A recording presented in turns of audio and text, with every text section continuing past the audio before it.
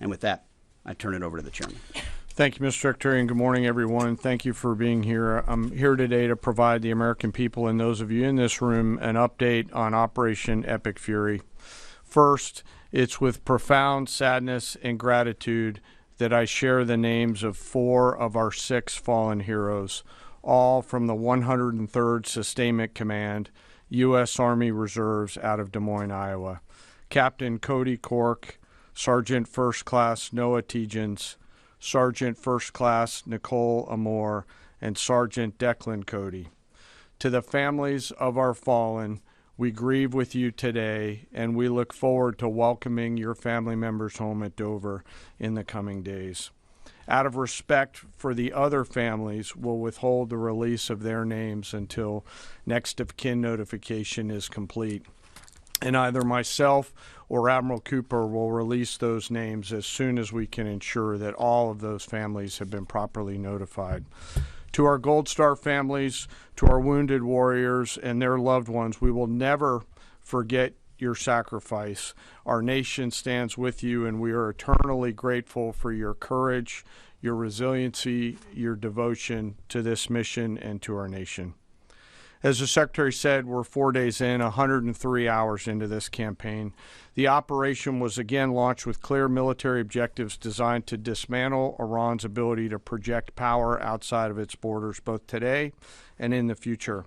First, we are targeting and eliminating Iran's ballistic missile systems to prevent them from threatening the U.S. Forces, partners, and interests in the region. Second, we are destroying the Iranian Navy, degrading its capacity, capability, and ability to conduct operations, not just in the Central Command AOR, but as the Secretary showed in the video, around the world. Third, we're ensuring Iran cannot rapidly rebuild or reconstitute its combat capability or combat power, and those phases will begin as the campaign continues. As of this morning, U.S. Central Command is making steady progress. Iran's theater ballistic missile shots fired are down 86% from the first day of fighting, with a 23% decrease just in the last 24 hours. And their one-way attack drone shots are down 73% from the opening days. This progress has allowed CENTCOM to establish localized air superiority across the southern flank of the Iranian coast and penetrate their defenses with overwhelming precision and firepower. We will now begin to expand inland, striking progressively deeper into Iranian territory and creating additional freedom of maneuver for U.S. forces. Let me explain a little bit about how we're thinking about staying ahead of the enemy. First, over the past several weeks, Admiral Cooper and the CENTCOM team have refined their operational approach to the region. Their planners identified key centers of gravity that would allow Iran to project power outside of its borders. They thought about how to isolate critical vulnerabilities and determined where, with precision, the greatest strategic effect could be achieved. As a result of this, CENTCOM is now shifting in day 4 already from large deliberate strike packages using standoff munitions at range outside an enemy's ability to shoot at us, now into stand-in precision strikes overhead Iran. As the Secretary said, this is a point of munitions transition from standoff munitions to stand-in munitions like Joint Direct Attack munitions, which are GPS-aided free-fall weapons, and other things like Hellfires, etc. This will allow the joint force to deliver significantly increased precision effects on the target. The throttle is coming up, as the Secretary said, as opposed to ramping down. This will allow us to maintain consistent pressure on the adversary over the coming days, disrupt their launch timelines, and impose cost every day around the clock. I know there have been a lot of questions about munitions.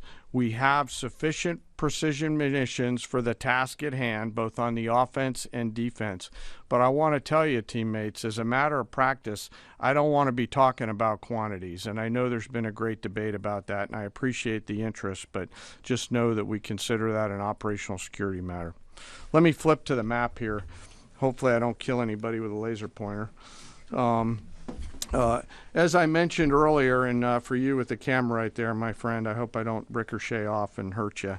Over the initial days, the U.S. Joint Forces continued to attack and attrit ballistic missile capabilities as well as integrated air defense capabilities along the southern axis. Along the northern axis, Israel and the Israeli Air Force has predominantly been working integrated air defense targets along the northern flank, as well as medium-range ballistic missile capability as well. From the sea, the USS Ford has continued to project combat power here, as well as the bomber pulses that we talked about in the opening days of this briefing. Along the southern axis, the USS Abraham Lincoln Strike Group has continued to provide pressure from the sea along the southeastern side of the coast and has been attriting naval capability all along the strait and up into the Arabian Gulf at a size and scale sufficiently to address the targets required. To date, we've hit over 2,000 targets, as Admiral Cooper said in his video last night. We've destroyed more than 20 Iranian naval vessels, including, in addition to the frigate outside of the area, one submarine, and effectively neutralized at this point in time Iran's major naval presence in theater out there. As the Secretary showed the video, for the first time since 1945, a United States Navy fast attack submarine has sunk an enemy combatant ship using a single Mark 48 torpedo to achieve immediate effect, sending the warship to the bottom of the sea. I want to remind everybody that this is an incredible demonstration of America's global reach. To hunt, find, and kill an out-of-area deployer is something that only the United States can do at this type of scale. Over the next 24 to 48 hours, CENTCOM will continue to strike infrastructure and naval capability, and we'll continue to assess our progress against the military objectives. It does take time for us to collect that information and to assess en route. Much of our intelligence, surveillance, and reconnaissance capability is currently hunting and killing ballistic missile launchers and one-way attack capability. We're precise in that assessment, and we call balls and strikes in that assessment. We take that matter seriously. Iran, on the other hand, has been indiscriminate and more imprecise in their attacks. They've fired more than 500 ballistic missiles and more than 2,000 drones, striking innocent civilian targets throughout the region. Our partners are answering the call to defend themselves right alongside us. Jordan, Bahrain, Saudi Arabia, the UAE, Qatar, and Kuwait are all defending their people with their own combat capability, with precision and restraint. Jordanian air defense crews recently intercepted a cluster of Iranian one-way attack drones headed to Amman. Bahrain's air defense forces shot down an inbound drone approaching Manama's maritime infrastructure, protecting both their population and critical shipping lanes. Saudi Patriot batteries stopped a salvo of ballistic missiles aimed at energy facilities near Dhahran. The UAE neutralized multiple drones targeting Abu Dhabi's industrial zone, demonstrating speed and precision. And Qatari fighters for the first time have shot down 2 Iranian bombers that were en route to their location. Together, these nations are helping to defend themselves and project power as required against the enemy. We're 100 hours in. It's still very early, as the Secretary said, but the balance is shifting. We've always got to remember that these operations are complex, dangerous, and far from over. Our soldiers, sailors, airmen, Marines, Guardians, and Coast Guardsmen remain in harm's way, and we must be clear-eyed that the risk is still high. This is combat. Let us never forget this. As we continue, I ask that we hold all of our deployed teammates in our thoughts, those standing the watch, flying the sorties, sustaining the fight, and carrying our nation's burden.